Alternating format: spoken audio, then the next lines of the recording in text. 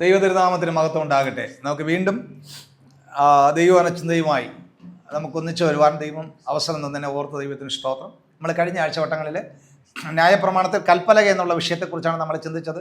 അല്പം ടഫായിരുന്നിരിക്കാം, കേൾക്കാൻ വലിയ സുഖമൊന്നും ഉണ്ടായിരിക്കും. പക്ഷേ അറിവുകൾ, ദൈവവചന തിരുവഴുത്തിനെ സംബന്ധിച്ച് അറിവ് സമ്പാദിക്കണം. പഴയ ന്യായപ്രമാണത്തെയും പുതിയ നിയമത്തെയും, ഈ രണ്ട് നിയമങ്ങൾ എന്താണെന്ന് അറിയാൻ, മനസ്സിലാക്കാൻ ആഗ്രഹിക്കുന്നവർക്ക് 100 അല്ല 101% പ്രയോജനമായിരുന്നു. അതിൻ്റെ തുടർച്ചയായിട്ടുള്ള ഭാഗമാണ് നമ്മൾ ഇന്ന് ചിന്തിക്കുന്നത്. വളരെ പ്രാർത്ഥനയോടെ ദൈവസന്നിധിയിൽ ആരിപ്പോൾ ഓർപ്പിക്കുന്നു. വളരെ ശ്രദ്ധയോടെ നിങ്ങളെ കാര്യങ്ങൾ മനസ്സിലാവുള്ളൂ. ഞാൻ കഴിഞ്ഞ ആഴ്ചയിൽ ഓർമ്മപ്പെടുത്തി, നമുക്ക് പുതിയ നിയമത്തിൽ നിയമങ്ങളുണ്ട്. പഴയ നിയമത്തിലുള്ള നമുക്ക് പ്രൊജക്റ്റ് ചെയ്ത് കാണിക്കുന്നില്ല. സുവിശേഷം മുതൽ വെളിപ്പാട് പുസ്തകം വരെയുള്ള പുസ്തകങ്ങളിൽ, പ്രത്യേകിച്ചും ലേഖനങ്ങളിൽ അതിങ്ങനെ ചിതറിക്കിടക്കുകയാണ്. അവയെല്ലാം ഇന്ന് നമ്മൾ ഈ കൽപ്പലക എന്ന വിഷയവുമായിട്ട് ബന്ധപ്പെടുത്തി അവയെല്ലാം ഞാൻ കോർത്തിണക്കും. നിങ്ങൾക്ക് ഹൃദയവാഞ്ചയോടുകൂടി മനസ്സിലാക്കാനിരിക്കുന്ന ആളുകളാണെങ്കിൽ നിങ്ങൾക്ക് 100% ഒരു വേദപഠിതാവൻ എന്നുള്ള നിലയിൽ, ഒരു വിശ്വാസിയാകട്ടെ ശുശ്രൂഷകനാകട്ടെ, മനസ്സിലാക്കണമെന്നുള്ള ആഗ്രഹത്തോടെ ഇരിക്കുകയാണെങ്കിൽ നിങ്ങൾക്ക് ഇത്രയും മനസ്സിലായാൽ ഈ പഴയ നിയമവും പുതിയ നിയമവും നമുക്ക് മനസ്സിലാകും എന്നുള്ളതാണ്.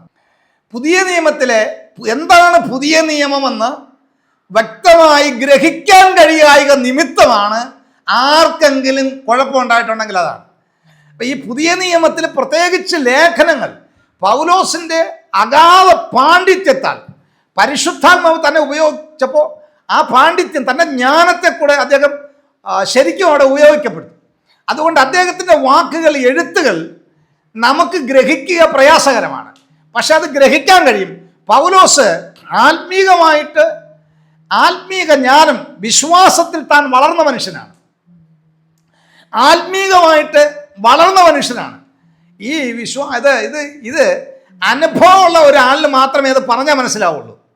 ഒരു ശിശുവിനെ സംബന്ധിച്ചിടത്തോളം ഇപ്പം നോക്കൂ, 10ാം ക്ലാസ്സിൽ പഠിക്കുന്ന, 10ാം തരത്തിൽ പഠിക്കുന്ന ഒരു കുട്ടിയുടെ ഒരു ടെസ്റ്റ് LKGയിലോ UKGയിലോ ഫസ്റ്റ് സ്റ്റാൻഡേർഡിലോ ഉള്ള ഒരു കുട്ടിക്ക് കൊടുത്താൽ അവനത് ഒരു പിടിയും കിട്ടിയില്ല. അവൻ ആകെ കൂടെ പഠിക്കുന്നതെന്ന് പറഞ്ഞാൽ ABCD ആ ഈ ഒക്കെ പഠിച്ച്, പിന്നെ ചിത്രങ്ങളൊക്കെ വെച്ച് ആപ്പിൾ ഇങ്ങനെയുള്ള ഇത്യാദി കാര്യങ്ങളൊക്കെ പഠിച്ച് വരുന്ന ഈ കുട്ടിക്ക് 10ാം ക്ലാസ്സുകാരൻ്റെ ടെസ്റ്റ് ഒരു ബാലികേറാമല പോലെ തന്നെ തോന്നും. കാരണം എന്താണെന്ന് ചോദിച്ചാൽ, കുട്ടി അതിനനുസരിച്ച് കാര്യങ്ങളെ മനസ്സിലാക്കാനുള്ള നിലയിലേക്ക് അവൻ്റെ മാനസിക വളർച്ച, ബുദ്ധിവികാസം, ശാരീരിക വളർച്ച ഇവ ഉണ്ടായിട്ടില്ല. അതുകൊണ്ടാണ് ആ കുട്ടിക്ക് അത് സംഭവിക്കുന്നത്. ഇതുപോലെ തന്നെ പുതിയ നിയമത്തിനകത്ത് വീണ്ടും ജനിക്കപ്പെട്ടവൻ, നിനക്ക് ഒരു പക്ഷേ നമുക്ക് മാനുഷികമായിട്ട് വയസ്സ് 50 or 60 ഒക്കെ ചിലപ്പോൾ കാണാം. നമ്മൾ ക്രിസ്തുവിൽ രക്ഷിക്കപ്പെട്ടിട്ടും അതിനനുസരിച്ച് ആത്മീകമായിട്ട് വീണ്ടും ജനിക്കപ്പെട്ട മനുഷ്യനിൽ ആത്മീകമായൊരു വളർച്ച എന്നുള്ള സംഭവമുണ്ട്. ആത്മീക മണ്ഡലത്തിനകത്തൊരു ബുദ്ധിവികാസമുണ്ട്. ഇതെല്ലാം ദൈവം തമ്പുരാനുമായിട്ടുള്ള കണക്ഷനിലേ വളരുകയുള്ളൂ. അല്ലാതെ ചുമ്മാ കുറേ പുസ്തകങ്ങൾ വായിച്ചതുകൊണ്ടോ കുറേ അറിവുകൾ പ്രസംഗം കേട്ടതുകൊണ്ടോ മാത്രം ഈ അറിവുകളിലേക്ക് വരില്ല. അവൻ്റെ ആത്മതലം എന്ത് ചെയ്യണം?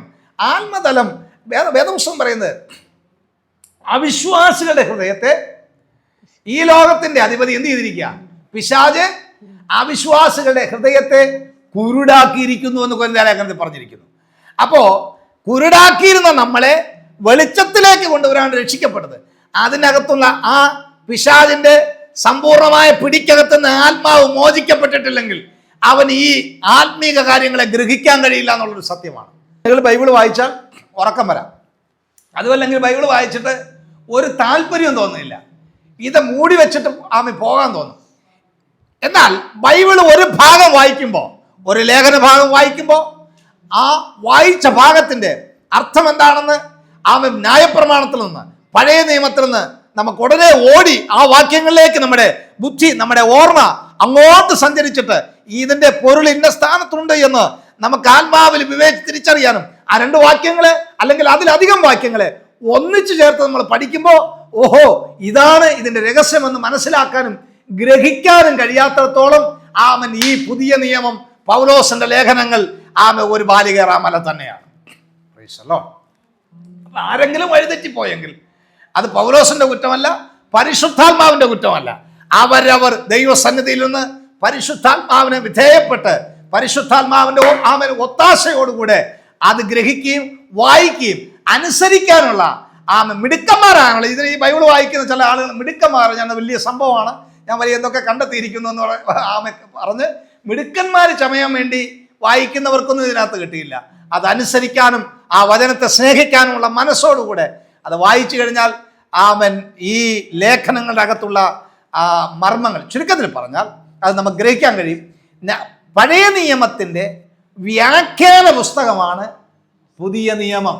അത് നമ്മുടെ അപ്പോസ്തലന്മാർ പൗലോസ് മാത്രമല്ല, പത്രോസും യോഹന്നാനും ഇവരെല്ലാം അത് തന്നെയാണ് ചെയ്തിരിക്കുന്നത്. പഴയ നിയമത്തിൻ്റെ വ്യാഖ്യാനം, പഴയ നിയമത്തിൻ്റെ കമന്ററി അല്ല, ഒരു വിവരണമല്ല, പഴയ നിയമത്തിൻ്റെ വെളിപ്പാട്. ന്യായപ്രമാണത്തിനകത്ത് മറഞ്ഞിരുന്ന ആ മർമ്മങ്ങളെയാണ് പുതിയ നിയമത്തിലെടുത്ത് രേഖപ്പെടുത്തിയിരിക്കുന്നത്.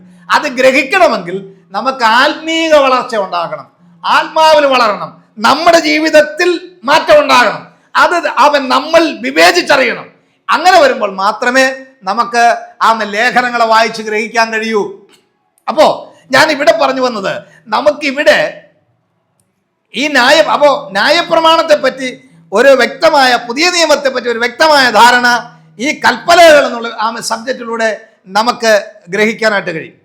നമ്മൾ കഴിഞ്ഞ ആഴ്ചയിൽ പറഞ്ഞ ആ 10 കൽപ്പനകളുടെ ഒന്നാമത്തെ കൽപ്പന അന്യദൈവം നമുക്കുണ്ടാകരുതെന്ന് നമ്മൾ കഴിഞ്ഞ ആഴ്ച ചിന്തിച്ചു. രണ്ടാമത്തത് മുതൽ നമ്മൾ ഇങ്ങോട്ട് ചിന്തിക്കാം. പുറപ്പാട് പുസ്തകം 20-ാം അധ്യായം 4-ാം വാക്യം. പുറപ്പാട് പുസ്തകം 20-ാം അധ്യായം 4-ാം വാക്യം. ഒരു വിഗ്രഹവും ഉണ്ടാക്കരുത്, മീതെ സ്വർഗത്തിലെങ്കിലും താഴെ ഭൂമിയിലെങ്കിലും ഭൂമിക്ക് കീഴെ വെള്ളത്തിലെങ്കിലുമുള്ള യാതൊന്നിന്റെയും പ്രതിമയും അരുത്. അവയെ നമസ്കരിക്കുകയോ സേവിക്കുകയോ ചെയ്യരുത്. നിന്റെ ദൈവമായ യഹോവയായ ഞാൻ തീക്ഷ്ണതയുള്ള ദൈവമാകുന്നു. അപ്പൊ ശ്രദ്ധിക്കൂ, ന്യായപ്രമാണത്തിലെ രണ്ടാമത്തെ കൽപ്പന എന്ന് ചോദിച്ചാൽ വിഗ്രഹങ്ങളെ ഉണ്ടാക്കരുത്. വിഗ്രഹങ്ങളെ ഉണ്ടാക്കരുത്. അതിന് മുകളിൽ ആകാശത്തുള്ളതായാലും ഭൂമിയിലുള്ളതായാലും ഒന്നിൻ്റെയും വിഗ്രഹം ഉണ്ടാക്കി അതിനെ നമസ്കരിക്കാൻ അതിൻ്റെ അടുക്കിലേക്ക് പോകരുത്. ഒരു വാക്യം കൂടെ വായിക്കാം. ആവർത്തന പുസ്തകം 4-ാം അധ്യായം 15 മുതൽ 19 വരെയുള്ള വാക്യം. ആവർത്തന പുസ്തകം 4-ാം അധ്യായം 15 മുതൽ 19 വരെയുള്ള വാക്യം. നിങ്ങൾ നന്നായി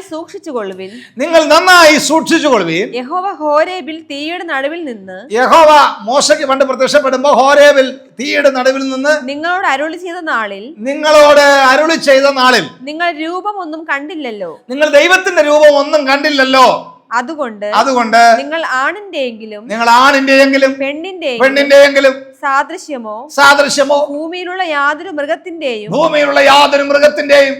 സാദൃശ്യമോ ആകാശത്ത് പറക്കുന്ന യാതൊന്നിന്റെയും സാദൃശ്യമോ ഭൂമിയിലുള്ള യാതൊരു ഇഴജാതിയുടെ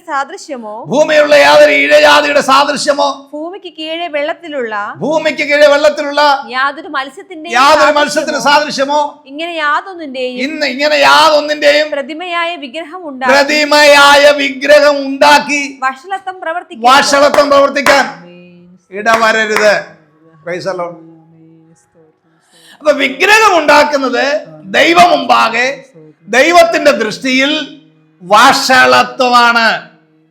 അത് ക്രിസ്ത്യാനി ഉണ്ടാക്കിയാലും ശരി, വേറെ ഏതെങ്കിലും ആരെങ്കിലും ഉണ്ടാക്കിയാലും ശരി, ദൈവദൃഷ്ടിയിൽ ദൈവത്തിന്റെ പ്രമാണം അനുസരിച്ച്, ദൈവത്തിന്റെ ധാർമ്മികത അനുസരിച്ച്, ദൈവത്തിന്റെ നിയമപ്രകാരം മനുഷ്യന്റെ സൃഷ്ടാവായ ദൈവം മനുഷ്യനോട് കൽപ്പിക്കുന്ന കൽപ്പനയാണ്, നീ യാതൊന്നിന്റെ വിഗ്രഹം ഉണ്ടാക്കരുത്. യാതൊന്നിന്റെ എന്നല്ല, നിന്നെ ഉണ്ടാക്കിയ ദൈവത്തിന്റെ വിഗ്രഹം കൂടെ നീ എന്ത് ചെയ്യരുത്. നീ എന്റെ രൂപം എന്ത് ചെയ്തില്ല, എന്റെ രൂപം എന്താണെന്ന് നീ കണ്ടില്ല.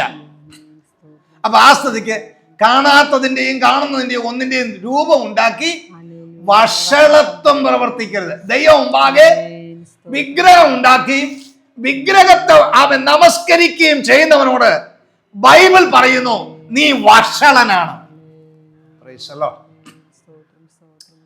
എന്തൊക്കെ ഉണ്ടാക്കരുത്?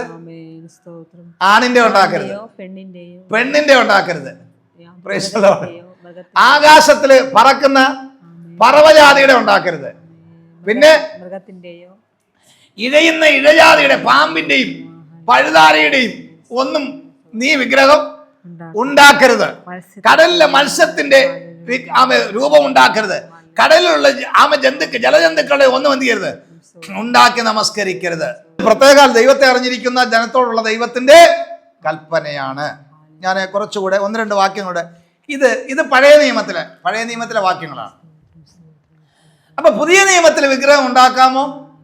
പുതിയ നിയമത്തിൽ എന്താണ് പറഞ്ഞേക്കുന്നത്? ഇത് രണ്ടും കൂടെ നമ്മളിപ്പോൾ താരതമ്യം ചെയ്ത് പഠിക്കും.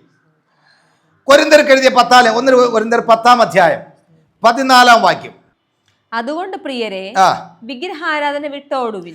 അതുകൊണ്ട് പ്രിയമുള്ളവരെ, വിഗ്രഹാരാധന വിട്ടിട്ട് ഓടാൻ പുതിയ നിയമസഭയോട് പറയുക. പഴയ നിയമത്തിൽ പറഞ്ഞ് എന്താ പറഞ്ഞു? വിഗ്രഹത്തെ ഉണ്ടാക്കുകയും ചെയ്യരുത്. പുതിയ നിയമത്തിൽ പറഞ്ഞു ഉണ്ടാക്കുക മാത്രമല്ല, അങ്ങനെ ഒരു സംഗതി ഉണ്ടെങ്കിൽ അതിൻ്റെ അടുത്ത് നിൽക്കുകയും ചെയ്യരുത്. ഓടുക എന്ന് ആമ എന്തെങ്കിലും ഒരു സ്ഥലത്ത് നിന്ന് ഒരാളോട് ഓടാൻ പറയുന്നെങ്കിൽ അതിന്റെ അർത്ഥം എന്താണ്? നിന്റെ ജീവന് ആപത്ത്, നിന്റെ ജീവനെ ബാധിക്കുന്ന വിഷയമായതുകൊണ്ടാണ് ഓടാൻ പറയുന്നത്. അപ്പൊ നിങ്ങളുടെ വിഗ്രഹാരാധികള് നിങ്ങളുടെ ജീവനാപത്താണ്. ഏത് ജീവന്? നിങ്ങളുടെ ആത്മജീവന് വരെ ഇത് ആപത്തുണ്ടാക്കും വിഗ്രഹാരാധന. പത്രോസിന്റെ 1-ാം ലേഖനം 4-ാം അധ്യായം 3-ാം വാക്യം കൊടുത്ത് വായിച്ചേ. 1 പത്രോസ് 4:3. കാമാർത്തികളിലും മോഹങ്ങളിലും വീഞ്ഞുകുടിയിലും വെരക്കൂത്തുകളിലും മദ്യപാനത്തിലും ധർമ്മവിരുദ്ധമായ വിഗ്രഹാരാധനയിൽ നടന്ന് കാലം പോക്കിയത് മതി. ചുരുക്കത്തിൽ പറഞ്ഞാൽ ധാർമ്മികതയ്ക്ക് വിരുദ്ധമാണ് വിഗ്രഹാരാധന. വിഗ്രഹങ്ങളെ ഉണ്ടാക്കുന്നത് ധാർമ്മികതയ്ക്ക് വിരുദ്ധമാണ്. അപ്പൊ പുതിയ ന്യായപ്രമാണം നമ്മൾ ഓർത്ത് ന്യായപ്രമാണത്തിൽ മാത്രമേ പ്രമാണമുള്ളൂ. ഇല്ല, പുതിയ നിയമത്തിൽ പ്രമാണമുണ്ട്. പഴയ നിയമത്തിൽ പറഞ്ഞ് നീ ഉണ്ടാക്കരുത്, ഉണ്ടാക്കിയ പാവമാണ്. പുതിയ നിയമത്തിൽ പറഞ്ഞ് ഉണ്ടാക്കുക മാത്രമല്ല, അതിന്റെ അടുത്ത് നിൽക്കുക കൂടെ ചേർന്ന് നീ ഓടിക്കോണം എന്ന് പറഞ്ഞാൽ വിഗ്രഹം നമ്മളെ പിടിച്ച് വിഴുങ്ങുമെന്നല്ല, നമ്മളെ വിഴുങ്ങിക്കളയും. വിഗ്രഹത്തിന് ജീവൻ വച്ച് എഴുന്നേറ്റ് വരുമെന്നുള്ളതല്ല. വിഗ്രഹമായിട്ട് നിനക്ക് യാതൊരു ബന്ധവും ഉണ്ടാകരുത്, നീ വഞ്ചിക്കപ്പെടും. നിന്റെ ആത്മജീവൻ അത് നഷ്ടമാണ്. ഒരു വാക്യം കൂടെ വായിക്കാം. കൊരിന്ത്യർക്ക് എഴുതിയ 1-ാം ലേഖനം 6-ാം അധ്യായം 9-ാം വാക്യം കൂടെ വായിക്കാം. അവർക്ക് എന്താ സംഭവിക്കുന്നത്? കൊരിന്ത്യർക്ക് എഴുതിയ 1-ാം ലേഖനം 6-ാം അധ്യായം 9-ാം വാക്യം. 1 കൊരിന്ത്യർ 6:9. അന്യായം ചെയ്യുന്നവർ ദൈവരാജ്യം അവകാശമാക്കുകയില്ല എന്ന് അറിയുന്നില്ലയോ? നിങ്ങളെ തന്നെ വഞ്ചിക്കാതിരിപ്പിൻ. ദുർനടപ്പുകാർ, വിഗ്രഹാരാധികൾ. അവിടെ ഒരു വലിയ ലിസ്റ്റ് പറഞ്ഞിട്ടുണ്ട്. അതില് മറ്റേ ഭാഗം ഞാൻ വിടുകയാണ്. അവിടെ ഒരുപാട് കാര്യങ്ങൾ പറഞ്ഞിട്ടുണ്ടെങ്കിലും വിഗ്രഹമായിട്ടുള്ള ബന്ധത്തിലുള്ള ആ പദം മാത്രം എടുക്കുന്നു. ഇങ്ങനെ ഈ ഇത്യാദി പ്രവൃത്തി ചെയ്യുന്നവരാരും എന്ത് ചെയ്യില്ല, ക്രിസ്തുവിന്റെ ദൈവത്തിന്റെ രാജ്യത്തിൽ അവകാശമാക്കുകയില്ല, ദൈവരാജ്യത്തിൽ പ്രവേശിക്കുകയില്ല എന്ന് വേദപുസ്തകം നമ്മളെ വളരെ അടിവരയിട്ട് നമ്മളെ പഠിപ്പിക്കുകയാണ്. അപ്പോ വെളിപ്പാട് പുസ്തകം 21-ാം അധ്യായം 8-ാം വാക്യം കൂടെ ഒന്ന് വായിച്ചേ. വെളിപ്പാട് പുസ്തകം 21-ന്റെ 8-ാം വാക്യം കൂടെ. എന്നാൽ ഭീരുക്കൾ, അവിശ്വാസികൾ, നീചന്മാർ, കുലപാതകന്മാർ, ദുർനടപ്പുകാർ, ബിംബത്തെ ആരാധിക്കുന്നവർ, ബിംബാരാധികൾ എന്നിവർക്കും ഭോഷ്ക് പറയുന്ന ഏവർക്കും ഉള്ള ഓഹരിയും ഗന്ധകവും തീയും കത്തുന്ന തീപ്പൊയ്കയും അത്രേ. അപ്പൊ നരകയാതനയ്ക്ക് ഉൾപ്പെടുന്ന നരക ശിക്ഷയ്ക്ക് യോഗ്യരായി തീരുന്നവരുടെ ലിസ്റ്റിലാണ് വിഗ്രഹാരാധികൾ, ബിംബാരാധികൾ. Praise the lord, hallelujah. വിഗ്രഹാരാധന മനുഷ്യരെ നരകയോഗ്യനാക്കി തീർക്കും. പ്രൈസ്. അതുകൊണ്ട് ആകാശത്തിലാകട്ടെ ഭൂമിയിലാകട്ടെ ആണിന്റെ ഉണ്ടാക്കണ്ട, പെണ്ണിന്റെ ഉണ്ടാക്കണ്ട. ക്രൈസ്തവരുടെ ഇടയിലും വിഗ്രഹാരാധന, പ്രൊട്ടസ്റ്റന്റ് ക്രൈസ്തവരുടെ ഇടയിലില്ലെങ്കിലും മറ്റുള്ളവരുടെ ഇടയിൽ ഇത് വ്യാപകമാണ്. മുകളിൽ ആകാശത്തിലെ പറവ, താഴെ ഇഴജന്തു, മൃഗം, ഇങ്ങനെയുള്ള എല്ലാം കൂടെ കണക്ട് ചെയ്തുകൊണ്ട് ഞാൻ കണ്ടു. കുതിരയുടെ പുറത്ത് നിങ്ങളൊക്കെ ഇനി ഞാൻ ഏതൊന്നും തെളിച്ചു പറയുന്നില്ല, കണ്ടിട്ടുള്ളവർക്കറിയാം.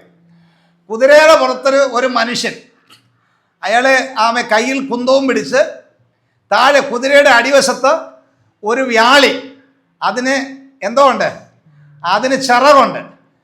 ചിറകുള്ള വ്യാളിയെ കുതിരപ്പുറത്തിരുന്ന് കുത്തുന്ന രൂപം. അപ്പം മനുഷ്യന്റെ രൂപമുണ്ട്, മൃഗത്തിന്റെ രൂപമുണ്ട്, ഇഴജാതിയുടെ രൂപമുണ്ട്, ഇല്ലേ? പറക്കുന്ന ചിറകുണ്ട്, പറക്കുന്ന, ഇതെല്ലാം കൂടെ ഒന്നും കുറയ്ക്കണ്ട, എല്ലാം കൂടെ സമ്മിശ്രമാക്കിക്കൊണ്ട് അതിനെ ആരാധിക്കുന്ന ക്രൈസ്തവരുണ്ട്. അവരോട് വേദപുസ്തകം പറയുന്നു വിഗ്രഹാരാധന ധാർമ്മിക വിരുദ്ധമാണ്. അവരോട് വേദപുസ്തകം പറഞ്ഞു, വിഗ്രഹാരാധികൾ ദൈവ രാജ്യം അവകാശമാക്കുകയില്ല. അത് വിഗ്രഹമാണ്. ന്യായപ്രമാണത്തിലെ പറഞ്ഞിരിക്കുന്നു, നീ ഉണ്ടാക്കരുത് അല്ലേ? 4-ാം അധ്യായം ഇവിടെ നമുക്ക് ആവർത്തന പുസ്തകത്തിലേക്ക് വരാം. ആവർത്തന പുസ്തകം 4-ാം അധ്യായം 15 മുതൽ 19 വരെയുള്ള വാക്യം വായിച്ച് അത് ഒന്നുകൂടെ അവിടെ ഒന്ന് വായിച്ച് അതിനെ ഒന്നുകൂടെ ഉറപ്പിക്കേണ്ടതുണ്ട്. നിങ്ങൾ നന്നായി സൂക്ഷിച്ചു കൊള്ളുവിൻ. നന്നായി സൂക്ഷിച്ചോ. യഹോവ ഹോരേബിൽ തീയുടെ നടുവിൽ നിന്ന് നിങ്ങളോട് അരുളി ചെയ്ത നാളിൽ നിങ്ങൾ രൂപമൊന്നും കണ്ടില്ലല്ലോ.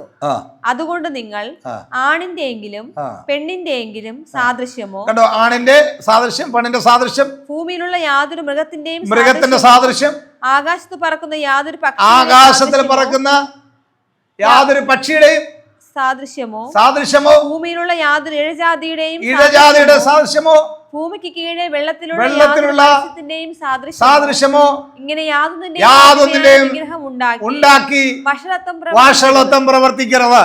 അപ്പൊ ഇങ്ങനെയുള്ള വിഗ്രഹങ്ങളെ യേശുവിന്റെ നാമം പറഞ്ഞ്, പുണ്യവാളന്മാരുടെ നാമം പറഞ്ഞ് അതിനെ സേവിക്കുകയും വണങ്ങുകയും അതിന്റെ മുമ്പിൽ കാണിക്ക അർപ്പിക്കുകയും ചെയ്യുന്ന, അതിനെ വിളിച്ച് പ്രാർത്ഥിക്കുകയും ചെയ്യുന്ന ജനസമൂഹമേ, നീ ദൈവമുമ്പാകെ വഷളനാണ്, ധാർമ്മിക വിരുദ്ധമായി നിങ്ങൾ പ്രവർത്തിക്കുന്നു, നിങ്ങൾക്കുള്ള ഓഹരി തീയും ഗന്ധവും കത്തുന്ന പോവുകയത്രയെന്ന് വിശുദ്ധ വേദപുസ്തകം. ഇത് പഴയ നിയമത്തിൽ മാത്രമല്ല, അതേ പ്രമാണം തന്നെ പുതിയ നിയമത്തിൽ ഒന്നുകൂടെ എടുത്ത് രേഖപ്പെടുത്തിയിരിക്കുന്നു. അപ്പോൾ പുതിയ നിയമത്തിന് എന്തോ ഉണ്ട്? പുതിയ നിയമത്തിനൊരു പ്രമാണമുണ്ട്. പഴയ നിയമത്തെക്കാളും കുറച്ചുകൂടെ ഘനമേറിയ, കുറച്ചുകൂടെ കടുപ്പിച്ചിട്ടാണ് പുതിയ നിയമം നമുക്ക് നൽകപ്പെട്ടിരിക്കുന്നത്. അപ്പൊ പഴയ നിയമത്തിലെ ധാർമ്മികമായ നിയമങ്ങളെ പുതിയ നിയമത്തിൽ എടുത്ത് ഉറപ്പിച്ച് തന്നു. പഴയ നിയമത്തിന്റെ ബാഹ്യമായ അവസ്ഥകൾ നീക്കം വന്നു. പുതിയ നിയമത്തിനകത്ത് പ്രമാണമുണ്ട്. രണ്ടാമത് വായിച്ച്, ഇനി മൂന്നാമത് വായിച്ച്, ദൈവത്തിന്റെ നാമം എന്ത് ചെയ്യരുത്?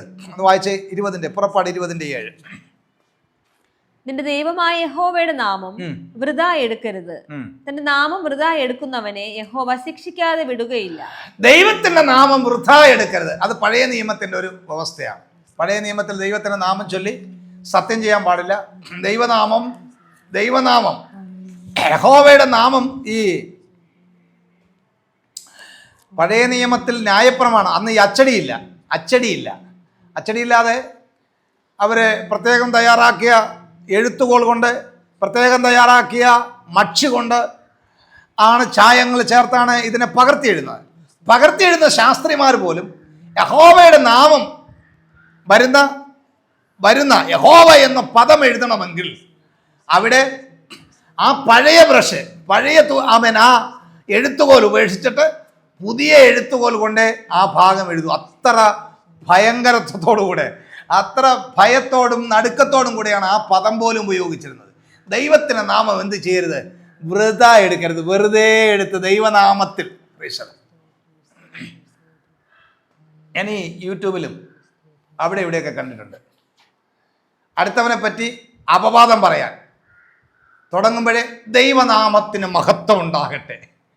അപ്പൊ പറയാൻ പോകുന്ന കാര്യങ്ങളൊന്നും ദൈവനാമത്തിന് മഹത്വം ഉണ്ടാകുന്ന കാര്യങ്ങളല്ല.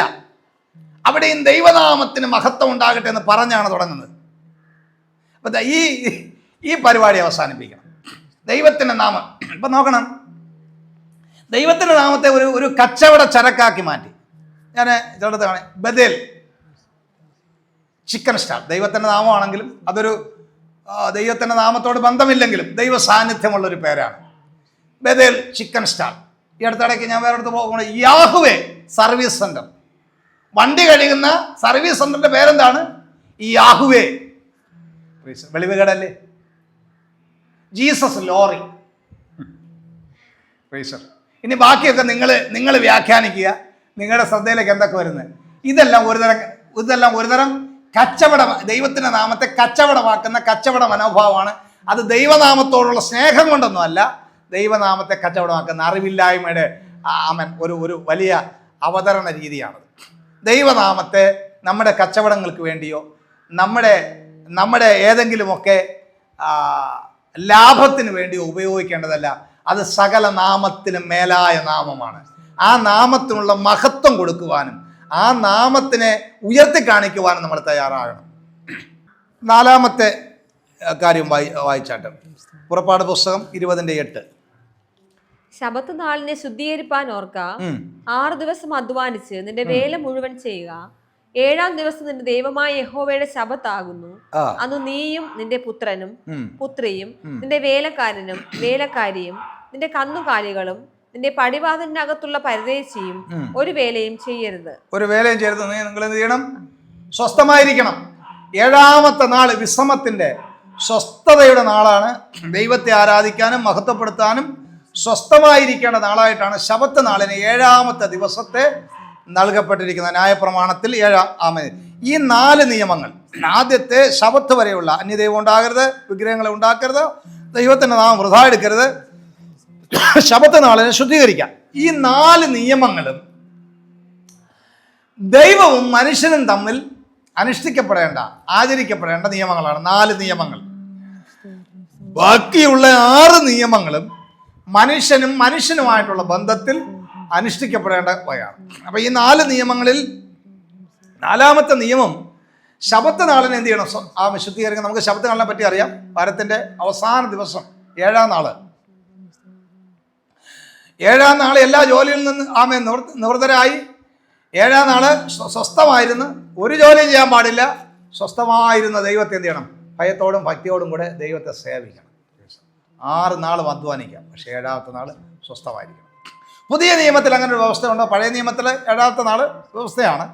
പുതിയ നിയമത്തിൽ നമ്മൾ ആഴ്ചവട്ടത്തിൻ്റെ 1-ാം ദിനം, അതിന് പ്രത്യേകിച്ച് പ്രത്യേകിച്ചൊരു സമയത്തെ, ഒരു ദിവസത്തെ പൂർണ്ണമായി നമ്മൾ ഒഴിവാക്കാറില്ലെങ്കിലും ആ ശബത്ത് നാളിനൊരു ബഹുമാനം കൊടുക്കാൻ, അതിൻ്റെ ആന്തരികമായ അവസ്ഥ, അതിൻ്റെ ഉദ്ദേശം എന്താണ്?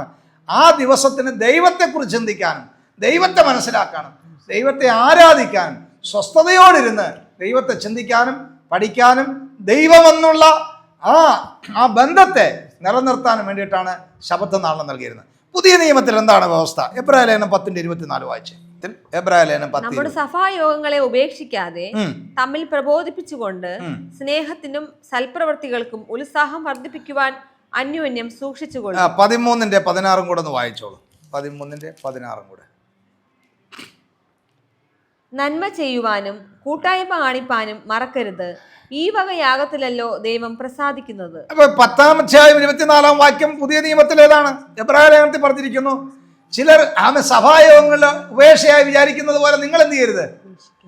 നിങ്ങൾ വിചാരിക്കരുത്. സഭായോഗം എന്നാണെന്ന് ചോദിച്ചാൽ ആഴ്ചവട്ടത്തിന്റെ 1-ാമത്തെ ദിവസം, ഒരു ദിവസം ദൈവത്തിന് വേണ്ടി വേർതിരിച്ച് അതിൽ ഏതാനും ചില മണിക്കൂറുകളെങ്കിലും ദൈവസന്നിധിയിലിരുന്ന് ദൈവത്തെ ആത്മാവിലും സത്യത്തിലും ആത്മാർത്ഥമായി സേവിക്കുന്നവന് അത് ശബത്താണ്. ഹല്ലേലൂയ. അതിനെ അപ്പൊ പഴയ നിയമത്തിൽ അതിനെ ഉപേക്ഷയായി വിചാരിക്കരുതെന്ന് കൽപ്പന നൽകിയിരിക്കുന്നത് പോലെ തന്നെ പുതിയ നിയമത്തിനകത്ത് അതിന് ഒന്നുകൂടെ നൽകിയിരിക്കുന്നു. ഉപേക്ഷയായിട്ട് വിചാരിക്കുന്നതിന് ഗൗരവം കൊടുക്കണം. ആമേൻ. നന്മ ചെയ്യുന്നതിലും കൂട്ടായ്മ ആചരിക്കുന്നതിലും എന്ത് ചെയ്യരുത്? ആമേൻ. നിങ്ങൾ കുറഞ്ഞു പോകരുത്, നിങ്ങൾ ഉപേക്ഷ വിചാരിക്കരുത്. ചുരുക്കത്തിൽ പറഞ്ഞാൽ ന്യായപ്രമാണത്തിന്റെ പഴയ നിയമത്തെ ഒന്നുകൂടെ പുതുക്കി പുതിയ നിയമത്തെ നൽകപ്പെട്ടിരിക്കുകയാണ് ചെയ്തത്. അതുകൊണ്ട് ഈ 4 നിയമങ്ങളും ദൈവവും മനുഷ്യനും തമ്മിൽ അനുഷ്ഠിക്കപ്പെടേണ്ടവയാണ്. 5-ാമത്തേതിലേക്ക് നമുക്ക് വരാം. 20:12. പുറപ്പാട് 20:12. നിന്റെ ദൈവമായ യഹോവ നിനക്ക് തരുന്ന ദേശത്ത് നിനക്ക് ദീർഘായുസ് ഉണ്ടാകുവാൻ നിന്റെ അപ്പനെയും അമ്മയെയും ബഹുമാനിക്കുക. നോക്കണം, 6-ാമത്തെ കൽപ്പന മുതൽ 10-ാമത്തെ കൽപ്പന വരെ സാമൂഹിക നിയമങ്ങളാണ്. മനുഷ്യനും തമ്മിൽ പരസ്പരം അനുഷ്ഠിക്കപ്പെടേണ്ട നിയമസംഹിതകളാണ് 6 മുതൽ 10 വരെയുള്ളത്. പുതിയ നിയമത്തിലേക്ക് അത് വരുമ്പോൾ പഴയ നിയമത്തിന്റെ നീ ചെല്ലുന്നിടത്ത് നിനക്ക് ദീർഘായുസോട്ടിരിക്കേണ്ടതിനും നിനക്ക് നന്മയുണ്ടാകേണ്ടതിനും നിന്റെ മാതാപിതാക്കളെ ബഹുമാനിക്കുക. എഫേസ്യ ലേഖനം 6:1 കൊലോസ് ലേഖനം 3:20 കൂടെ നമുക്ക് വായിച്ച് ആ ഭാഗത്തിലേക്ക് വരാം. മക്കളെ നിങ്ങളുടെ അമ്മയപ്പന്മാരെ കർത്താവിൽ അനുസരിപ്പിൻ. മക്കളെ നിങ്ങളുടെ അമ്മയപ്പന്മാരെ കർത്താവിൽ അനുസരിപ്പിൻ. അത് ന്യായമല്ലോ. അത് ന്യായമല്ലോ. നിനക്ക് നന്മ ഉണ്ടാകുവാനും നീ ഭൂമിയിൽ ദീർഘായുസോട് കൂടെ ഇരിക്കാൻ നിന്റെ അപ്പനെയും അമ്മയും ബഹുമാനിക്കായ വാഗ്ദത്തത്തോടു കൂടിയ ആദ്യ കൽപ്പനയാകുന്നു. അതെങ്ങനെ ഈ ആദ്യ കൽപ്പനയായിട്ട് വന്നത്? ഒരു കൽപ്പലകയിൽ ആദ്യത്തെ 4 കൽപ്പനകൾ എഴുതി. ഏതാ? ദൈവവും മനുഷ്യനും തമ്മിൽ അനുഷ്ഠിക്കപ്പെടേണ്ട ആചരിക്കപ്പെടേണ്ട കൽപ്പനകൾ മുഴുവനും ഒരു കൽപ്പലകയിൽ എഴുതി. ആദ്യത്തെ 4 കൽപ്പന. രണ്ടാമത്തെ കൽപ്പനയിൽ ആദ്യത്തെ കൽപ്പനയാണ് നിന്റെ മക്കളെ മാതാപിതാക്കളെ ബഹുമാനിക്കുകയും അനുസരിക്കുകയും ചെയ്യുക എന്നുള്ള കൽപ്പന. അങ്ങനെയാണ് വാഗ്ദത്തത്തോടുകൂടി ആദ്യ കൽപ്പന എന്ന അർത്ഥത്തിലേക്ക് വന്നത്. അപ്പൊ അതിലെ അപ്പൊ നോക്കണം, നിന്റെ അപ്പനെയും അമ്മയെയും ബഹുമാനിക്കുക എന്നുള്ളത് ന്യായപ്രമാണത്തിന്റെ കൽപ്പനയാണ്. പുതിയ നിയമത്തിലോ അതേ കൽപ്പന തന്നെ പുതുക്കി കൊടുത്തിരിക്കുന്നു, അല്ലേ? മാറ്റം വന്നിട്ടില്ലല്ലോ, മാറ്റം വന്നിട്ടില്ല. അത് ധാർമ്മികതയുടെ ഭാഗമാണ്. അതുകൊണ്ട് തന്നെ ആ കൽപ്പനയെ, ധാർമ്മികതയെ, അതിൻ്റെ പുറന്തോടും മാറ്റി അതിൻ്റെ ഉൾക്കാമ്പിനെ പുതിയ നിയമത്തിൽ പുതുക്കി പ്രതിഷ്ഠിക്കുകയാണ് ചെയ്തത്. അപ്പം ന്യായപ്രമാണം പുതിയ നിയമത്തിൽ നിയമമുണ്ടോ ഇല്ലയോ എന്ന് ചോദിച്ചാൽ നിയമമുണ്ട് എന്ന് ഇത് കേൾക്കുന്ന ഏവർക്കും ബോധ്യമാകും. അവിടെ പറഞ്ഞിരിക്കുന്നത്, നിനക്ക് നീ ചെല്ലുന്ന ദേശത്ത് നിനക്ക് നന്മയുണ്ടാകേണ്ടതിനും ദീർഘായുസ്സോടിരിക്കേണ്ടതിനും നിന്റെ അപ്പനെയും അമ്മയും ബഹുമാനിക്കുക. അപ്പനെയും അമ്മയും ബഹുമാനിക്കുക എന്നുള്ളത് പുതിയ നിയമത്തിൻ്റെ വ്യവസ്ഥയാണ്. അതിൽ 2 വാഗ്ദത്തം അടങ്ങിയിരിക്കുന്നു. 1 ദീർഘായുസ്, 2 ഭൗതികമായ അനുഗ്രഹം. ഇപ്പം മാതാപിതാക്കളെ അനുസരിക്കാത്ത തലമുറകളുടെ അവസ്ഥ എന്താണെന്ന് ചോദിച്ചാൽ ഞാനിനി കൂടുതലൊന്നും പറയേണ്ട കാര്യമില്ല. നമ്മുടെ നാട്ടിലല്ല ഇന്ന് നമുക്ക് വളരെ സാമാന്യ ബോധമുള്ള ഏവർക്കും മനസ്സിലാകുന്ന കാര്യമാണ്. ഈ ദീർഘായുസ്സും തീരുന്നു, നന്മയും ഉണ്ടാകുന്നില്ല. പലതും ആയുസിൻ്റെ പകുതി പോലും എത്താതെ അസ്തമിക്കുന്നതിൻ്റെ കാര്യം ഞാനിപ്പോൾ ഇത് പ്രസംഗിക്കുമ്പോൾ നമ്മുടെ ചുറ്റും നടന്ന പത്ര വാർത്തകൾ, ടെലിവിഷൻ മാധ്യമങ്ങളിലൂടെയൊക്കെ നമ്മൾ കാണുന്ന കേട്ട ഞെട്ടിപ്പോവും.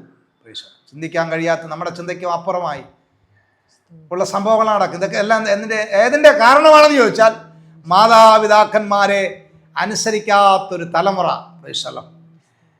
അന്ത്യകാലത്തിൻ്റെ ലക്ഷണമായിട്ടാണ് തിമോഥെയോസിന്റെ ലേഖനത്തിൽ പറഞ്ഞിരിക്കുന്നത്. ഉഗ്രന്മാരുണ്ടാകും, മാതാപിതാക്കളെ അനുസരിക്കാത്ത തലമുറയുണ്ടാകും, വാത്സല്യമില്ലാത്തവരുണ്ടാകും, അനുസരണം കെട്ട തലമുറയുണ്ടാകും.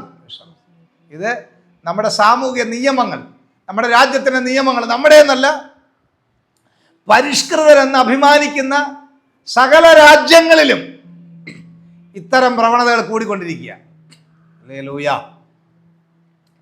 അതിൻ്റെ കാരണം എന്താണെന്ന് ചോദിച്ചാൽ ദൈവഭയമില്ലാത്തതാണ്. മാതാപിതാക്കളെ അനുസരിക്കാത്ത ഒരു തലമുറയായി മാതാപിതാക്കൾ മക്കളെ അനുസരണത്തിൽ വളർത്തുവാൻ അതത് കാലഘട്ടങ്ങളിൽ ഉണ്ടാകുന്ന ഭരണകൂടങ്ങൾ മുൻകൈയെടുക്കാതെ കുട്ടികൾക്ക് അഴിഞ്ഞാടാൻ, വഷളത്വത്തിൽ വളരുവാനുള്ള സാധ്യതകളും സാഹചര്യങ്ങളും ഭവനം മുതൽ കലാലയങ്ങൾ മുതൽ സകല സ്ഥലത്തും സർക്കാർ അവർക്ക് അനുകൂലമായ നിയമങ്ങൾ ഉണ്ടാക്കി കുട്ടികളെ ലാളിച്ചും ഓമനിച്ചും വഷളത്വത്തിലേക്ക് നടത്തപ്പെടുമ്പോൾ ഗവൺമെന്റുകൾ പറയുന്നത് മനുഷ്യാവകാശമാണ്, കുഞ്ഞുങ്ങളാണ്, അവരെ തൊടാൻ പാടില്ല, അവരെ ശകാരിക്കാൻ പാടില്ല, അവരെ കൈവെള്ളക്കകത്ത് വെച്ച് വളർത്തണം. സംഭവിക്കുന്നത് എന്താണ്? വഷളത്വം ഭൂമിയിൽ പെരുകുന്നു. മാതാപിതാക്കളെ അനുസരിക്കാത്ത, ഭരണകൂടങ്ങളെ അനുസരിക്കാത്ത, ആർക്കും അടങ്ങാത്ത ഉഗ്രന്മാരായ അനുസരണം കെട്ട ഒരു തലമുറയെ വളർത്തിയെടുക്കുന്നതിന് എല്ലാ ഭരണകൂടങ്ങൾക്കും അതിനകത്ത് കൈകടത്തലും സമ്പൂർണമായ ഉത്തരവാദിത്വം അവരുടെ മേലാണ് അത് കിടക്കുന്നത്. ശകാരിച്ച മക്കളെ ശകാരിച്ചാൽ ന്യായമായ മാതൃക പ്രകാരം ശിക്ഷിച്ചാൽ, ഞാൻ പറയുന്ന മക്കളെ ചട്ടുകം കൊണ്ട് പൊള്ളിക്കുന്നതും തലക്കടിച്ച് പരിക്കേൽപ്പിക്കുന്നതും കയ്യും കാലും തല്ലി ഓടിക്കുന്നതിന്റെ കാര്യമല്ല ഞാൻ ഈ പറഞ്ഞത്.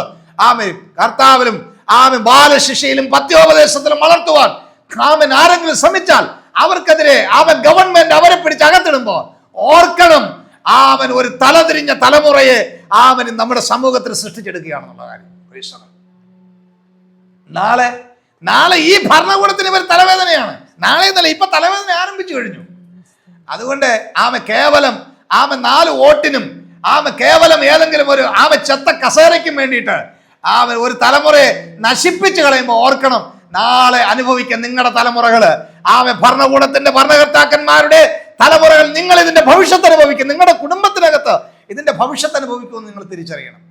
വിശുദ്ധ വേദപുസ്തകം മാതൃകരമായ ഒരു സമൂഹത്തെ വാർത്തെടുക്കുവാനുള്ള ഏറ്റവും ഉത്തമമായ മാതൃകയും ഏറ്റവും ശ്രേഷ്ഠമായ ഒരു നിയമ സംഹിത ഉണ്ടാക്കപ്പെട്ടിട്ടുണ്ടെങ്കിൽ അത് വിശുദ്ധ വേദപുസ്തകമാണ്.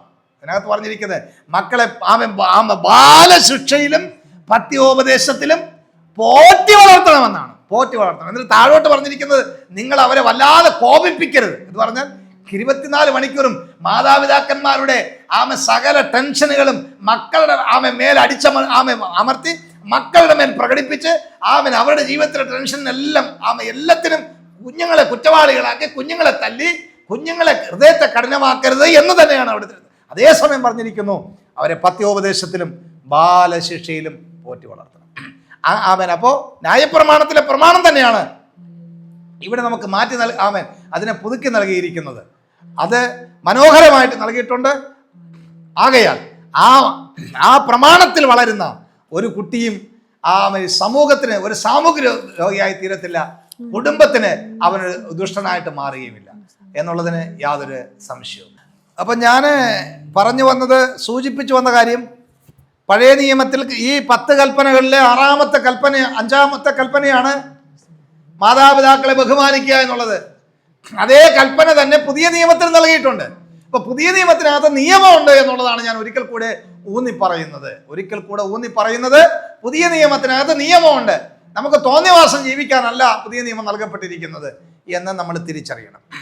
അടുത്ത 6-ാമത്തെ, അത് നമുക്ക് പുറപ്പാട് പുസ്തകത്തിൽ നിന്ന് വായിക്കാം. 20:13. കൊല ചെയ്യരുത്. കുലപാതകൻ കൊല ചെയ്യുന്നത് ന്യായപ്രമാണ പ്രകാരം എന്ത് ചെയ്യരുത്? കൊലപാതകം ആരെയും മനുഷ്യന്റെ ജീവൻ എടുക്കാൻ മനുഷ്യനെന്തില്ല. മനുഷ്യന്റെ ജീവൻ എടുക്കാൻ മനുഷ്യന് അധികാരമില്ല. കാരണം ജീവൻ തന്നത് മനുഷ്യനല്ല, ദൈവമാണ്. അപ്പം അതുകൊണ്ട് അടുത്തവന്റെ ജീവൻ എടുക്കരുതെന്നാണ് ന്യായപ്രമാണം പറഞ്ഞിരിക്കുന്നത്. പുതിയ നിയമം എന്താണ് നമുക്ക് നൽകപ്പെട്ടിരിക്കുന്നത്? മത്തായി സുവിശേഷം 5-ാം അധ്യായം 22-ാം വാക്യം. മത്തായി സുവിശേഷം 5:21-22. കൊല ചെയ്യരുത് എന്നും ആരെങ്കിലും കൊല ചെയ്താൽ ന്യായവിധിക്ക് യോഗ്യനാകും എന്നും പൂർവന്മാരോട് അരുളി ചെയ്തത് നിങ്ങൾ കേട്ടിട്ടുണ്ടല്ലോ. ഞാനോ നിങ്ങളോട് പറയുന്നത്, സഹോദരനോട് കോപിക്കുന്നവൻ എല്ലാം ന്യായവിധിക്ക് യോഗ്യനാകും. സഹോദരൻ നിസ്സാരൻ എന്ന് പറഞ്ഞാലും ന്യായാധിപ സഭയുടെ മുൻപിൽ നിൽക്കേണ്ടി വരും. മൂഢ എന്ന് പറഞ്ഞാലും അഗ്നി നരകത്തിന് യോഗ്യനാകും. ആകയാൽ ഇവിടെ വായിക്കുന്നത് ശ്രദ്ധിക്കൂ. പഴയ നിയമത്തിൽ ഒരുത്തനെ കൊന്നാലേ ഉള്ളു കൊലപാതകി, കൊന്നാലേ അവൻ കൊലപാതകയാകുന്നുള്ളൂ. എന്നാൽ പുതിയ നിയമത്തിൽ അവനെ മൂടാന്ന് വിളിച്ചാലോ, സഹോദരനെ മൂടാന്ന് വിളിച്ചാലോ, അവനോട് കോപിച്ചാലോ അവൻ കൊലപാതകത്തിന് തുല്യമായ ശിക്ഷ ചെയ്യുന്നതാണ്. അപ്പോ നോക്കണം, ദൈവം സാമൂഹികമായി മനുഷ്യന്, ഓരോ മനുഷ്യന്റെയും അഭിമാനത്തിനും അവന്റെ ജീവന് നൽകിയിരിക്കുന്ന വില എത്ര വലുതാണെന്ന്, തിരുവെഴുത്ത് ബൈബിൾ നൽകിയിരിക്കുന്ന വില എത്ര വലുതാണെന്ന് നമ്മൾ തിരിച്ചറിയണം. നമുക്കിഷ്ടമില്ലാത്തവരെല്ലാം കൊന്നെറിയുന്ന ഒരു മതത്തിന്റെ പുസ്തകമല്ല ബൈബിൾ. നമുക്ക് ശത്രുവെന്ന് തോന്നുന്നവനെല്ലാം കൊന്നു തള്ളാൻ ആഹ്വാനം ചെയ്യുന്ന ഒരു ആശയത്തിന്റെ ഉറവിടമല്ല ബൈബിൾ. ഹല്ലേലൂയ. കഴിഞ്ഞ ദിവസം ഇപ്പോൾ വളരെ വൈറലായിക്കൊണ്ടിരിക്കുന്ന ഒരു ആഹ്വാനം നമ്മൾ കേട്ട്, വടക്കേന്ത്യയിൽ ഇവിടെ നിന്ന ഒരു കൊലവിളി പ്രസംഗം. ക്രിസ്ത്യാനികളെല്ലാം കൊന്നു തള്ളണം, നമ്മുടെ അവതാരങ്ങളായ മത്സ്യത്തിനെയും പന്നിയെയും പശുവിനെയൊക്കെ ഇവർ കൊന്നു തിന്നുന്നു, അതുകൊണ്ട് പ്രൈസ് ദി ലോർഡ് അവരെയെല്ലാം എന്ത് ചെയ്യണം? കൊന്നു തിന്നണമെന്നല്ല, കൊന്നു കളയണം, അവരുടെ സ്ത്രീകളെ ബലാത്സംഗം ചെയ്യണം എന്നൊക്കെ കൊലവിളി നടത്തുന്ന മതഭ്രാന്തന്മാരുണ്ട്. ഇത് മതഭ്രാന്താണ്. അങ്ങനെ ആഹ്വാനം ചെയ്യുന്ന ഒരു പുസ്തകമല്ല ബൈബിൾ. അങ്ങനെ ആഹ്വാനം ചെയ്യുന്ന ഒരു മതമോ മാർഗമോ അല്ല ക്രിസ്ത്യാനിറ്റി. ഇവിടെ പറഞ്ഞിരിക്കുന്നു, ഒരുവനെ മൂഢ എന്ന് വിളിച്ചാൽ നീ അഗ്നി നരകത്തിന് യോഗ്യനാണ് എന്ന് പറഞ്ഞാൽ അവനെ നശിപ്പിച്ചതിന് നിന്റെ വിളി കേട്ട് അവൻ മാനസികമായി തകർന്ന് ജീവിതം തകർന്നു പോയാൽ അതിന്റെ ഉത്തരവാദിത്വം നീയാണ്. അവൻ ആത്മഹത്യ ചെയ്താൽ അതിന്റെ ഉത്തരവാദി നീയാണ് അവനെ കൊന്നത്. അങ്ങനെ നീ കൊലപാതകനാകും. അപ്പൊ ചുരുക്കം പറയുക, ഒരുവനെ തല്ലിക്കൊല്ലുന്നതിനേക്കാൾ ഭീകരമാണ് അവന്റെ ആത്മാഭിമാനത്തിന് ക്ഷതം വരുന്ന, അവൻ ജീവനോപാധികൾക്കോ ക്ഷതം വരുന്ന രീതിയിൽ മറ്റൊരുവൻ പ്രവർത്തിക്കുന്നതോ അവനെ കൊല്ലുന്നതിന് തുല്യമാണ് എന്ന് പുതിയ നിയമത്തിൽ വ്യവസ്ഥയുണ്ട്. അല്ലാതെ ചുമ്മാ അവൻ മനസ്സുള്ളതുപോലെ അങ്ങ് നടക്കാം. മനസാക്ഷി പോലെ, അത് മനസാക്ഷി യുഗത്തിൽ അങ്ങ് ന്യായപ്രമാണത്തിന് മുമ്പ് ഒരു യുഗം ഉണ്ടായിരുന്നു, മനസാക്ഷി യുഗം. പാപം ചെയ്ത് രക്ഷയുടെ തൊട്ടടുത്തുള്ള യോഗം ആ കാലഘട്ടത്തിലാണ്. പുതിയ നിയമം എന്ന് പറഞ്ഞാൽ ലളിതമാക്കി. ആരെയും എന്തും പറയാം, ആരെയും എങ്ങനെയും എന്തും ചെയ്യാം. പ്രൈസല്ലോ. പിന്നീട് വന്ന് നിരന്നോണ്ടാ മതി. പ്രൈസല്ലോ. ഇല്ല, പറയാതിരിക്കുക, ചെയ്യാതിരിക്കുക. കൂട്ടു സഹോദരന് അന്യന് വിരോധമായി, അന്യന് ഉപദ്രവകാരിയായി ജീവിക്കാതിരിക്കുക. അന്യന് ഉപദ്രവം നമ്മുടെ ആരാധനയായാലും നമ്മുടെ ജീവിതമായാലും നമ്മുടെ പ്രവൃത്തിയായാലും പ്രൈസല്ലോ, അടുത്തവന് ഉപദ്രവമില്ലാത്ത രീതിയിൽ ജീവിക്കാൻ നമ്മൾ പഠിക്കുക. പിന്നെ നമ്മുടെ നാടിൻ്റെ ഒരു പ്രത്യേക സംസ്കാരമാണ് അടുത്തവനെ ഉപദ്രവിച്ച് ജീവിക്കുക എന്നുള്ളത്. അത് നമ്മുടെ രാജ്യത്ത് രൂപപ്പെടുത്തിയിരിക്കുന്ന നമ്മുടെ രാജ്യത്തിൻ്റെ വിദ്യാഭ്യാസ സമ്പ്രദായത്തിൻ്റെയും സംസ്കാരത്തിൻ്റെയും ശൂന്യതയാണ് അടുത്തവന് ഉപദ്രവകാരിയായി തീരുക. വിശുദ്ധ വേദപുസ്തകം, വിശുദ്ധ ബൈബിൾ പഠിക്കുന്ന, വിശുദ്ധ ബൈബിളിനെ അനുസരിച്ച് ജീവിക്കുന്ന ഒരു യൗവനക്കാരനാകട്ടെ, ഒരു കുട്ടിയാകട്ടെ, ഒരു മുതിർന്നവനാകട്ടെ, അവൻ അടുത്തവന് ദ്രോഹിയായിട്ട് ജീവിക്കില്ല. അവനത് ആമേൻ. ഇതിനകത്തുനിന്ന് പഠിപ്പിക്കുന്നത് ഈ അടുത്തവനെ ദ്രോഹിക്കാനല്ല പഠിപ്പിക്കുന്നത്, അടുത്തവനെ സ്നേഹിക്കാനും ആദരിക്കാനുമാണ്. നമ്മുടെ സിസ്റ്റങ്ങൾ കുറച്ച് മാറിയാൽ, നമ്മുടെ രാജ്യത്തിൻ്റെ സിസ്റ്റങ്ങളൊക്കെ കുറച്ച് മാറിയാൽ പ്രൈസല്ലോ ഇതൊക്കെ മാറ്റം ഉണ്ടാകും. അപ്പോൾ ബൈബിളിൽ നമ്മളെ പഠിപ്പിക്കുന്നത് അടുത്തവനെ മൂട എന്ന് വിളിച്ചാൽ നീ കൊലപാതകനാണ്, നിസ്സാര എന്ന് പറഞ്ഞാൽ നീ കൊലപാതകനാണ്. പ്രൈസല്ലോ. അപ്പോൾ പഴയ നിയമത്തിൽ കൊലപാതകനായെങ്കിൽ മാത്രമേ കൊലപാതകനാവുള്ളൂ. എന്നാൽ പുതിയ നിയമത്തിൽ നീ കൊല ചെയ്യണ്ട. അപ്പോൾ പുതിയ നിയമം ഞാൻ പറഞ്ഞു വന്നതിൻ്റെ അർത്ഥം നമ്മൾ എന്തോ ചെയ്യണം. പ്രൈസല്ലോ.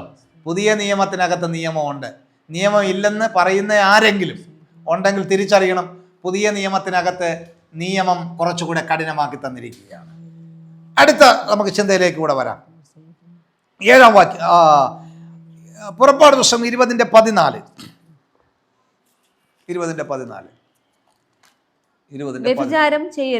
വ്യഭിചാരം ചെയ്യരുത്.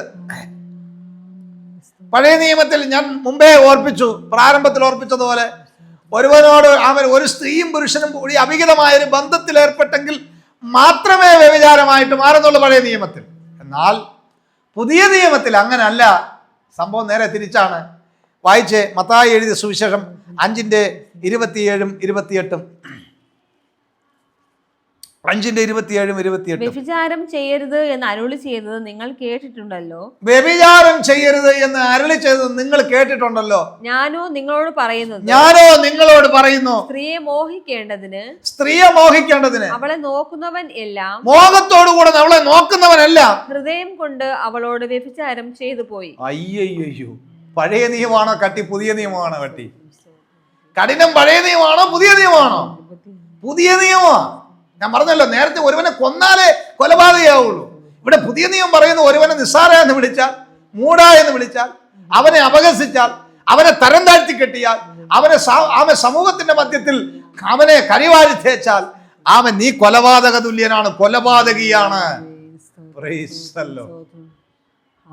പുതിയ നിയമം അവൻ പറയുന്നു, നീ ഇച്ഛയോടുകൂടെ മോഹിച്ചാലേ നീ കൊലപാതകിയാകുന്നു. അങ്ങനെയാണെങ്കിൽ പ്രിയമുള്ളവരെ, ന്യായപ്രമാണത്തിലെ പ്രമാണം കൊണ്ട് ന്യായപ്രമാണം നീങ്ങിപ്പോകുകയല്ല ചെയ്യുന്നത്. ന്യായപ്രമാണത്തിന്റെ ധാർമ്മികമായ പ്രമാണങ്ങൾ പുതിയ നിയമത്തിലേക്ക് തന്നത് അതിനെ പുതുക്കി കുറച്ചുകൂടെ കഠിനപ്പെടുത്തി, ലഘൂകരിക്കുകയല്ല, കുറച്ചുകൂടെ കഠിനപ്പെടുത്തിയാണ് നമുക്ക് തന്നിരിക്കുന്നത്.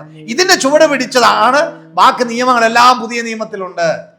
അതുകൊണ്ട് പുതിയ നിയമത്തിൽ പ്രിയപ്പെട്ടവരെ, ന്യായപ്രമാണത്തിന്റെ ബാഹ്യമായ ചില ആചാരാനുഷ്ഠാനങ്ങൾ പഴയ നിയമത്തെ യേശുവിൻ്റെ കാലത്തോടുകൂടെ നീങ്ങിപ്പോവുകയും ധാർമ്മിക നിയമങ്ങൾ, അതുകൊണ്ട് യേശു പറഞ്ഞത് ഞാൻ ന്യായപ്രമാണത്തെ നീക്കാനല്ല നിവർത്തിക്കാനത്രേ വന്നത്. എന്താണ് ന്യായപ്രമാണം എന്ന് ചോദിച്ചു. ന്യായം, കരുണ, നീതി, വിശ്വസ്തത, ഇത്യാദി കാര്യങ്ങൾ. അവിടെ അത് 3 പദം കൊണ്ട് അവസാനിപ്പിച്ചില്ല, അത് തുടർന്നുള്ള ഒരുപാട് കാര്യങ്ങളുണ്ട്. അവയെല്ലാം അനുഷ്ഠിക്കേണ്ടത്, അവയെല്ലാം നിവർത്തിക്കേണ്ടതിന് അവര് ചെയ്യാത്തത്, ന്യായപ്രമാണ സഭ ചെയ്യാത്തതിനെ പുതിയ നിയമസഭയെ കൊണ്ട് ചെയ്യിപ്പിക്കാനാണ് ഞാൻ വന്നതെന്നാണ് അതിൻ്റെ അർത്ഥം. അതുകൊണ്ട് പ്രിയമുള്ളവരെ, പുതിയ നിയമത്തിനകത്ത് നിയമമുണ്ട്.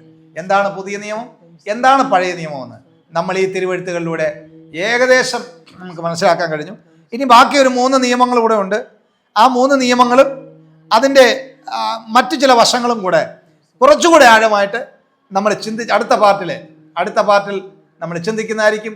ഈ പാർട്ട് കണ്ട പ്രിയപ്പെട്ടവരെ, ക്ഷമയോടെ നിങ്ങൾ കണ്ടു എന്ന് ഞാൻ കരുതുന്നു. ഞാൻ ഓർപ്പിച്ചതുപോലെ ഇത് അത്ര സുഖകരമായിട്ടുള്ള കാര്യമല്ല, കാര്യങ്ങളൊന്ന് മനസ്സിലാക്കാൻ. എന്നാൽ കുറച്ചുകൂടെ ആഴമായ ചില ചിന്തകൾ നമുക്ക് അടുത്ത 3 പാർട്ട് കാര്യങ്ങളോടെ ചിന്തിച്ച് അടുത്ത പാർട്ടിൽ നമ്മൾ ചിന്തിക്കുന്നതായിരിക്കും.